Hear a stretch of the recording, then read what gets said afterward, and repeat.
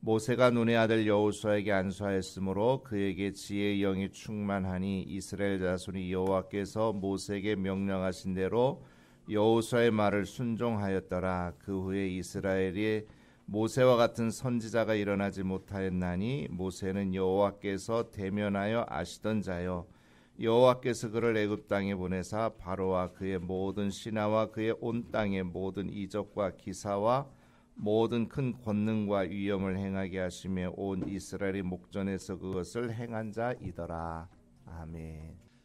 지난주에 유치원 입학식이 있었습니다. 또 아마 유치원뿐만 아니라 대부분의 학교들이 입학식을 하고 새 학기를 시작했습니다. 새 학기를 맞이해서 우리 교회에서 이제 한 과정을 마치고 또 새 학년에 입학하는 5명의 자녀들에게 이제 장학금을 지급을 합니다. 우리 교회는 언제나 사람을 세우는 교회가 되어야 할 줄로 믿습니다.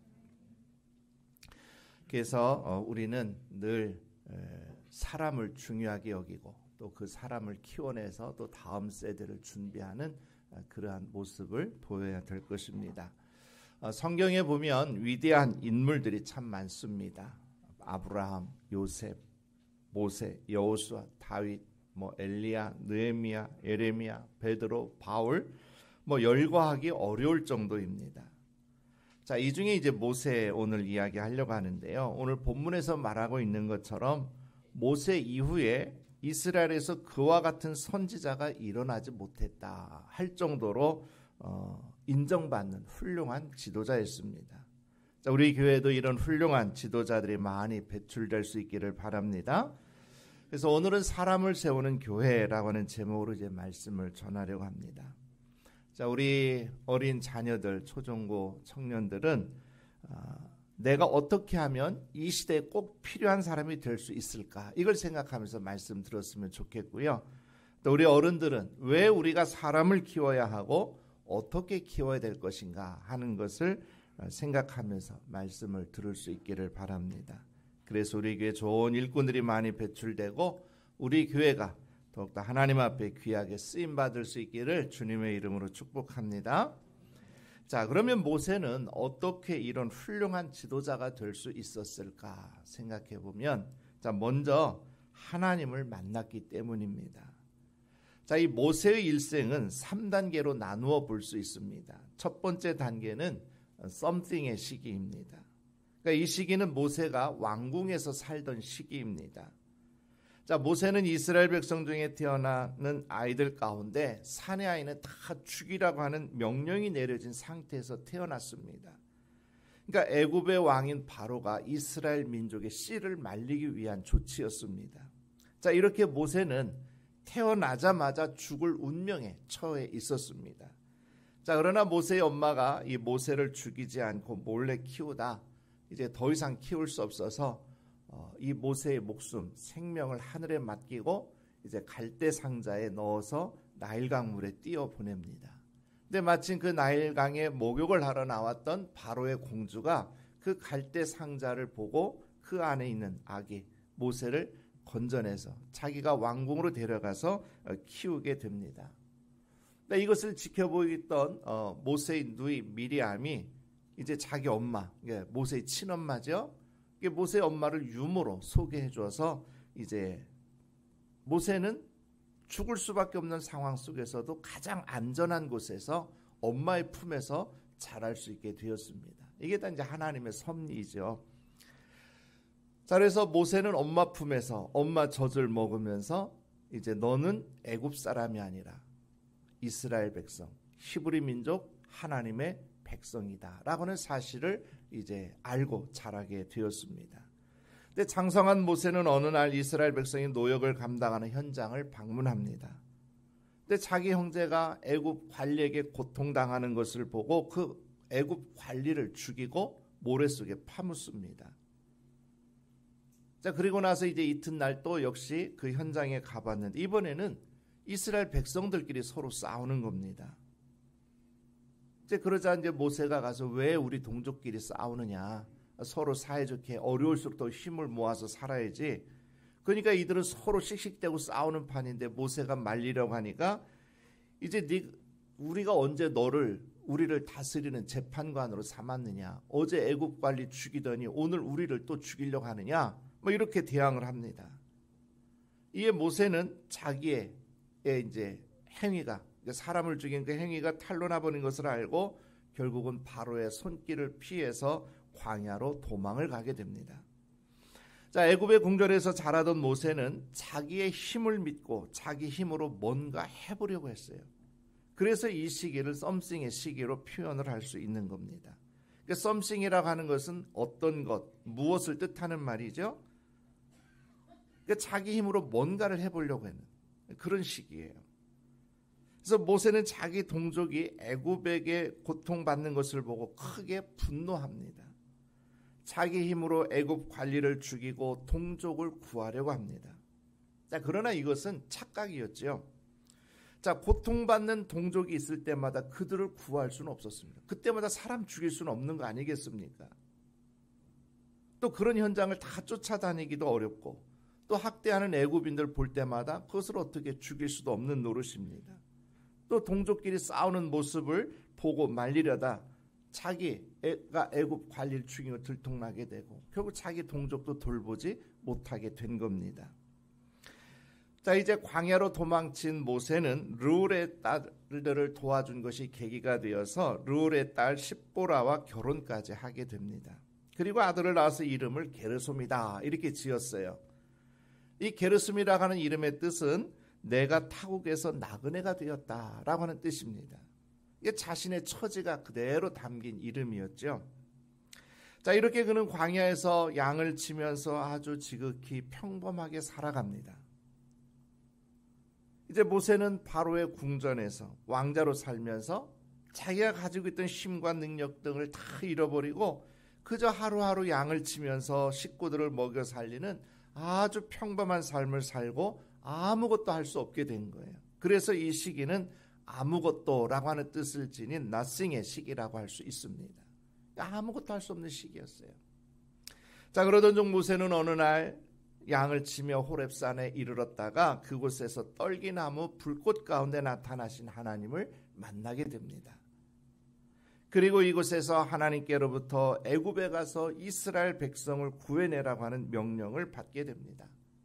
그리고 애굽에 가서 10가지 재앙을 내리고 출애굽하고 홍해를 건너고 광야를 지나면서 이스라엘을 이제 가나안 땅이 바라다 보이는 곳까지 인도하게 됩니다. 이게 이제 오늘 말씀에 다 나오고 있죠.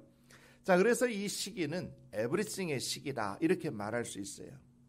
즉 모세는 부족하고 연약했지만 하나님의 능력으로 에브리싱 모든 것을 할 수 있는 시기였다라고 하는 겁니다. 자, 이렇게 보면 모세는 바로의 궁전에서 자기 힘으로 무엇인가를 해보려겠던 썸씽의 시기를 지나서 광야에서 아무것도 할 수 없었던 낫싱의 시기를 거쳐서 하나님의 부르심을 받고 모든 것을 할 수 있었던 에브리싱의 시기를 보내게 된 겁니다. 자, 이렇게 모세의 삶을 3단계로 구분해 볼 수 있습니다. 그러니까 모세는 자기 힘으로 뭔가를 해보려다가 사람을 죽이고 도망해서 아무것도 할 수 없었습니다. 그러나 모세가 하나님을 만남으로 말미암아 정말 전무후무한 그런 훌륭한 지도자로 쓰임받게 되었습니다. 그러니까 만일에 모세가 하나님을 만나지 못했다면 그는 광야에서 아마 평범하게 양을 치며 살다가 그의 일생을 끝나고 말았을 겁니다. 그러나 그가 하나님을 만났기 때문에 그렇게 위대한 지도자로 쓰임받을 수 있었다는 것입니다. 자, 우리도 하나님을 만나지 못하면 세상적으로는 성공할지 모르지만 그의 인생은 아무런 영향을 주지 못하고 결국은 자기만을 위해 살다가 허망하게 끝나고 말 것입니다. 자, 오늘날 성공했다고 하는 사회 지도층의 면면을 보면 실망감이 너무 클 때가 많습니다.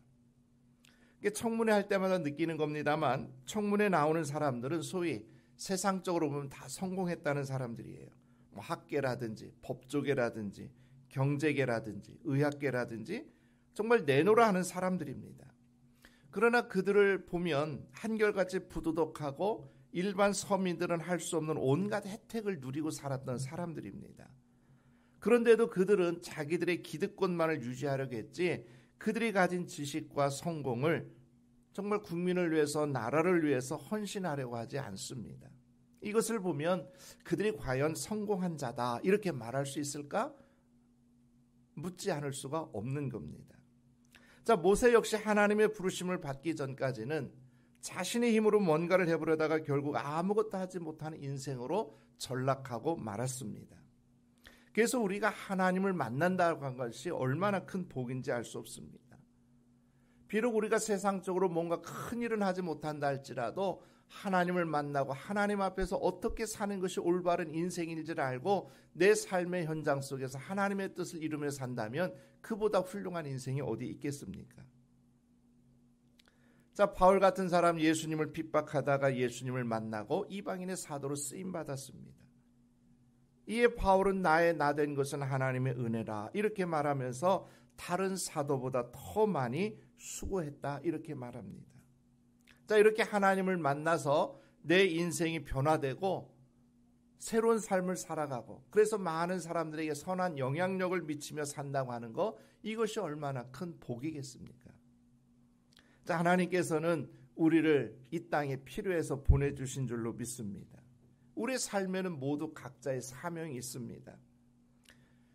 그 세들백교의 리고렌 목사님 이미 은퇴하셨습니다만 목적이 이끄는 삶이라고 하는 책을 썼습니다. 이 책이 나온 지도 벌써 20년이 되었어요. 자, 리고렌 목사님 이 책에서 하나님께서 우리를 이 땅에 존재하게 하신 목적이 있다라고 말을 합니다. 그것은 바로 하나님의 기쁨을 위해서 그리스도를 닮아가도록 또 하나님을 섬기기 위해서 사명을 위해서 우리가 지음받았다 이렇게 말을 합니다. 자, 여러분 모두가 하나님을 만나고 하나님 안에서 하나님의 뜻에 합당한 삶을 살아갈 수 있기를 바랍니다. 그럴 때 우리는 모세와 같이 정말 이 땅에 훌륭하게 쓰임받는 삶을 살아갈 수 있다고 하는 것입니다. 자, 그런데 여기서 우리가 한 가지 생각할 것이 있습니다. 자, 모세가 하나님을 만난 후에 귀하게 쓰임받았다면 모세가 하나님을 만나기 전의 삶은 모두 무의미했을까라고 하는 질문입니다. 그렇습니까?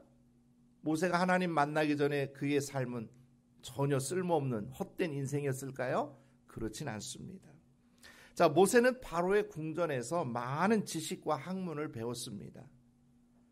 모세는 왕자의 신분이었기 때문에 아마 그 애굽의 궁전에서 최고의 교육을 받았을 겁니다. 자, 우리는 세상의 교육이라 할지라도 그런 지식을 터득하는 데 최선을 다해야 됩니다. 자, 우리 자녀들 학교에서 배우는 지식을 소홀히 하면 안 됩니다. 그렇다고 뭐 비싼 과외를 받고 학원에 다니면서 뭐 공부를 열심히 해야 된다, 뭐 그걸 말하는 게 아니에요. 정말 내가 학생의 신분으로 있을 때 공부하는 일에 또 지식을 배우고 터득해가고 쌓아가는데 최선을 다해야 된다는 겁니다. 그러면 그것이 하나님 앞에서 어떻게 쓰임받을지 모르는 겁니다. 자, 바울은 누구보다도 예수님을 핍박했던 사람이었는데 바울은 그 당대 최고의 유대학자인 가마리엘 문화에서 공부를 했습니다. 그가 비록 잘못된 열심에 빠져서 예수님을 핍박했지만 예수님은 그런 바울을 부르셔서 이방인의 사도로 삼으셨습니다. 그러니까 바울은 자신이 배운 학문과 지식으로 기독교 신앙의 토대를 놓았어요.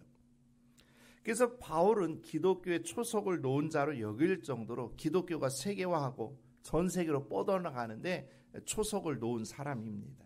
아주 큰 공헌을 한 사람이죠. 그러니까 저는 바울을 볼 때마다 1년여 전에 돌아가신 이어령 선생을 떠올리게 됩니다. 이어령 선생 여러분도 잘 아시다시피 문학과 예술은 물론이고 언론계나 공직에도 몸담고 오랜 세월 동안 활약해온 한국의 대표적인 지성 중에 한 명입니다. 자, 그는 기존의 모든 권위에 대해 거부하는 몸짓으로 살아온 냉철한 지성인이자 무신론자였습니다. 교회를 다녀본 적도 없고 어떤 종교도 믿어본 적이 없습니다. 자신의 지식으로 똘똘 뭉친 정말 그야말로 교만한 사람이라고도 볼 수가 있었습니다. 자, 그러던 그가 2007년 7월 24일 세례를 받고 기독교인이 되었습니다. 그 이후에 기독교와 관련된 책을 여러 권 썼습니다. 돌아가신 이후에도 그의 유고작들이 계속 출판되고 있습니다. 그러니까 최근에도 이어령 선생 일주기를 맞아서 당신 크리스천 맞아? 이런 책이 출간이 되었습니다. 그래서 이어령 선생이 쓴 책들을 읽다가 보면 어느 신학자나 목사님들이 쓴 책보다도 그 신앙의 깊이를 깨닫게 하는 내용들이 참 많습니다. 그것은 그가 배운 세상적인 학문의 깊이가 이 신앙을 만나 어우러지면서 그런 놀라운 책들을 쓰게 된 것이라고 봅니다. 그러니까 모세가 왕궁에서 배운 지식, 이스라엘의 지도자로서 쓰임받는데 큰 영향을 주었을 겁니다. 여러분도 세상의 경험과 지식은 내 삶에 별로 도움이 안 된다, 이런 생각 버리고 정말 내가 학문하는 과정이 있다면 그때에는 최선을 다해서 또 지식을 쌓는데도 힘을 기울여야 될 것입니다. 그러면 그것이 나중에 어떻게 쓰임받을지 모르는 겁니다. 특별히 이제 우리 자녀들 책을 좀 많이 읽었으면 좋겠습니다. 그 책을 통해서 여러분이 지식을 쌓아가고 그렇게 되면 그런 것들이 나중에 더 귀하게 쓰임받을 수 있을 것이라는 얘기예요. 자, 또 모세는 광야에서 양을 치면서 왕궁의 화려한 삶과는 전혀 다르게 살아가는 지극히 평범한 사람들을 만났습니다. 그들을 만나서 하루하루 힘겹게 살아가는 사람들의 아픔을 헤아릴 줄 아는 사람이 되었습니다. 자, 우리가 만나고 대하는 모든 사람의 삶을 통해 우리는 인생을 배울 수 있게 되는 거죠.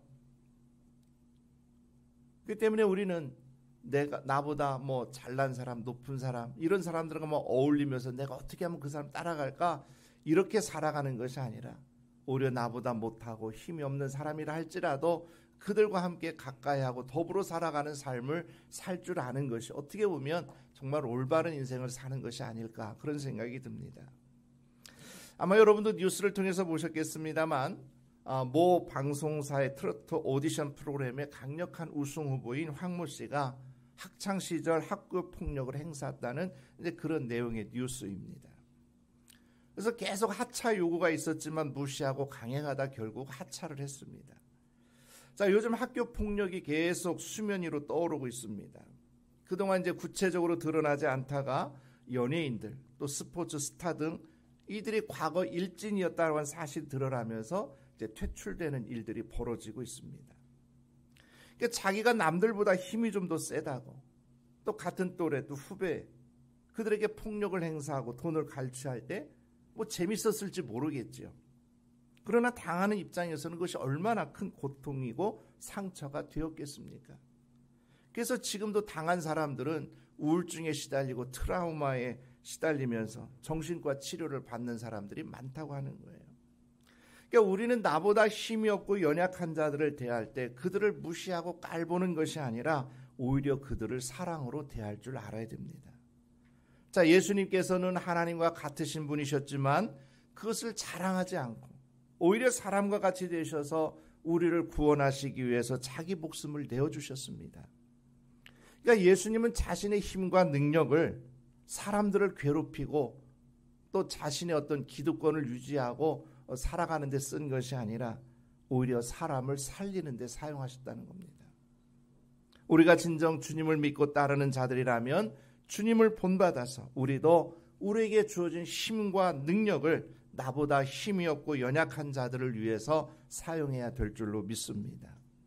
그러니까 모세도 광야에서 하루하루 힘들게 살아가는 그런 사람들의 아픔을 보았기 때문에 정말 애굽에서 고통받고 있는 그 동족들의 아픔, 그것을 불쌍히 여기는 마음을 가지고 어렵지만 애굽에 가서 그들을 구해내는 이 일을 한 줄로 믿습니다.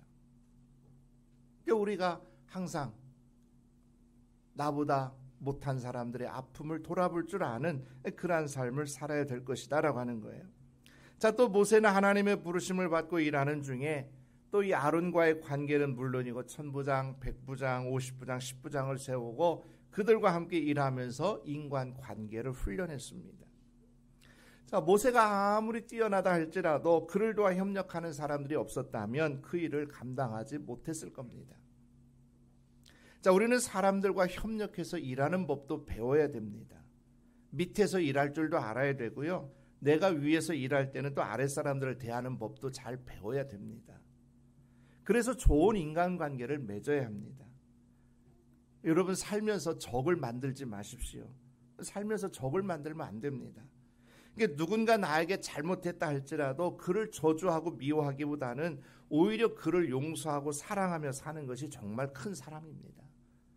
그런데 용서하지 못하고 끝까지 그를 미워하고 욕하고 저주하며 산다면 그 사람은 그와 별로 다를 바가 없는 것이 되는 거예요. 자, 이렇게 모세의 신앙과 지식과 인간관계는 그가 좋은 지도자로 쓰임받을 수 있는 토대가 되었다는 겁니다. 자, 우리도 모세처럼 쓰임받으려면 어떻게 해야 됩니까? 신앙생활을 가장 중요하게 여겨야 됩니다. 하나님을 만나는 믿음 안에서 살아야 됩니다. 그리고 전문 지식도 골고루 갖출 줄 알아야 됩니다. 근데 여기서 우리가 한 가지 분명히 해야 될 것은 뭐냐? 신앙과 전문 지식을 갖추는 일은 조화를 이루어야 된다는 얘기예요. 근데 오늘날 우리나라 분위기를 보면 어떻게든 좋은 대학을 가기 위해서 신앙보다는 공부에 더 매진을 합니다. 그리고 또 좋은 비싼 과외 학원에 다니기 위해서 우리 아이들에게 마음껏 투자를 합니다. 그러나 신앙 교육을 위해서는 그런 투자를 하지 않습니다. 그냥 교회 나가면 좋고 안 나가면 어쩔 수 없고 그냥 이러한 생각을 가지고 우리 자녀들을 대할 때가 얼마나 많아요. 그러니까 신앙 교육은 항상 우선순위에서 밀리게 됩니다. 또 반대로 어떤 사람은 믿음이 너무 좋아가지고 막 신앙생활을 열심히 한 나머지 또 학교 공부에는 또 소홀히 하는 경우가 있어요. 그래서도 안 되는 거죠. 먼저 하나님을 믿는 신앙 안에서 내게 주어진 학업에도 충실할 줄 알아야 됩니다. 그래서 신앙과 지식을 함께 갖춘 사람이 되어야 됩니다. 자, 그리고 좋은 관계를 맺고 나를 좋게 생각하고 돕는 사람들을 많이 만들어내야 할 것입니다. 자, 세상은 준비된 인재를 필요로 합니다. 준비된 인재는 언제 쓰임받아도 쓰임받게 됩니다. 교회는 바로 이러한 인재들, 사람을 키워내는 일에 앞장서야 됩니다. 자, 서두에서 성경에 나온 훌륭한 믿음의 사람들 소개했는데요. 신앙 공동체는 늘 사람을 세우는 일을 위해 힘써 왔습니다. 그렇게 오늘날까지 교회가 세워지고 오늘 우리에게까지 신앙이 전수된 것입니다. 자, 오늘 우리 교회도 좋은 일꾼들을 키워내고 또 그들이 또 믿음의 사람을 세워가는 교회가 되어야 될 줄로 믿습니다. 요즘 제가 늘 기도하는 것이 우리 교회 믿음의 좋은 전통이 세워지는 겁니다. 그러니까 신앙적으로 본받을 만한 사람들이 많이 세워지고 또 그들의 영향을 받고 또 밑에서 신앙이 좋은 일꾼들이 자라나게 되고 또 그들이 영향을 주고 그래서 우리 교회 계속해서 좋은 사람들이 많이 세워지고 우리 교회가 더 많은 일을 감당하는 그런 교회가 될 수 있기를 위해서 기도하고 있습니다. 우리 교회가 그런 교회가 될 수 있기를 바랍니다. 정말 여러분이 우리 자녀들에게 신앙의 좋은 모델들이 되고 우리 자녀들이 여러분을 통해서 그 신앙을 잘 배우고 그래서 정말로 이 땅에 하나님이 원하시고 기뻐하시는 일들을 감당할 수 있기를 바랍니다. 이를 위해서 교회와 가정이 혼연일체가 되어야 됩니다. 교회에서는 교회 학교에서 우리 아이들에게 말씀을 가르치고 훈련합니다. 또 가정에서는 여러분의 자녀들을 신앙 안에서 살아갈 수 있도록 부모가 먼저 본을 보이고 신앙으로 잘 이끌어 주어야 합니다. 자, 손바닥도 부딪혀야 소리가 나지 않습니까? 교회와 가정이 서로 협력할 때 우리의 자녀들을 좋은 일꾼들로 세워나갈 수 있을 것입니다. 자, 오늘 말씀에서도 모세는 후계자로 여호수아를 세웠습니다. 그래서 여호수아를 통해서 모세가 못다한 일을 계속 이어서 할 수 있도록 했다고 하는 것입니다. 그래서 우리 교회 모세와 같은 훌륭한 인재들이 계속해서 세워지고 또 그들의 후계자가 세워지고 그러면서 계속해서 우리 교회가 정말 이 세상을 이롭게 하고 하나님의 뜻을 이루어가는 복된 교회가 될 수 있기를 바랍니다.